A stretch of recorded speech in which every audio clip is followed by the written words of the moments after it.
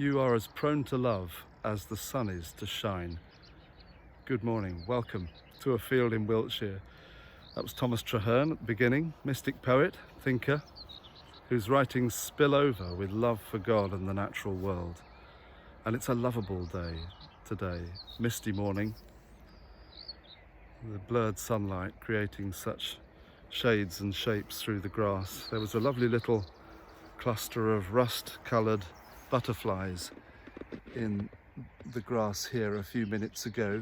I don't know much about butterflies, but these had a little black spot on the tip of each wing and a lovely soft rusty colour. Our Bible reading today, set by the church, feels fitting really. It's Jesus' consoling passage about the lilies of the field and the grass at the meadow, and he asks us to consider what's at our feet, how it's formed with such care, sustained in such beauty and love, and how much more are we sustained. And he uses what's before them as an encouragement, a reassurance, and teaches us to not strive so much for what we don't have. Don't long for more than is already given to you. And consider the provision of the day that is here for you as you awake. So good to hear those, however many times we've heard those words. And I'm going to read a little bit more from my now rather damp copy of Traherne, because I've been wading through the dewy grass and the pages are curled.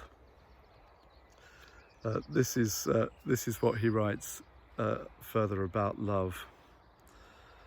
Love is a far more glorious being than flesh and bones. If thou wilt, it is endless and infinitely more sweet than thy body can be to thee and to others. Thy body is confined and is a dull lump of heavy clay. Oh, it certainly feels like that this morning. By which thou art retarded rather than dost move. It was given thee to be a lantern only to the candle of love that shineth in thy soul. By it thou dost see and feel and eat and drink, but the end of all is that thou mightest be as God is, a joy and a blessing by being love, Thy love is illimited. Thy love can extend to all objects. Thy love can see God and accompany his love throughout all eternity. Thy love is infinitely profitable to thyself and others.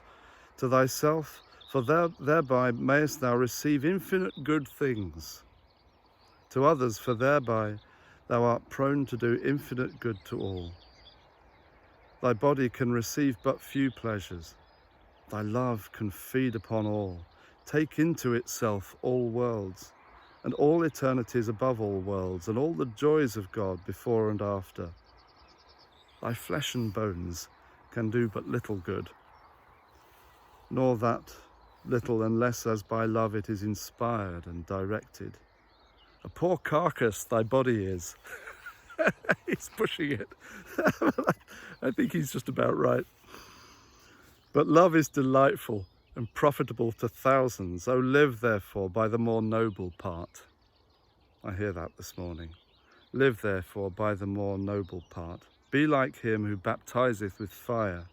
Feel thy spirit, awaken thy soul. Be an enlarged seraphim, an infinite good, or like unto him.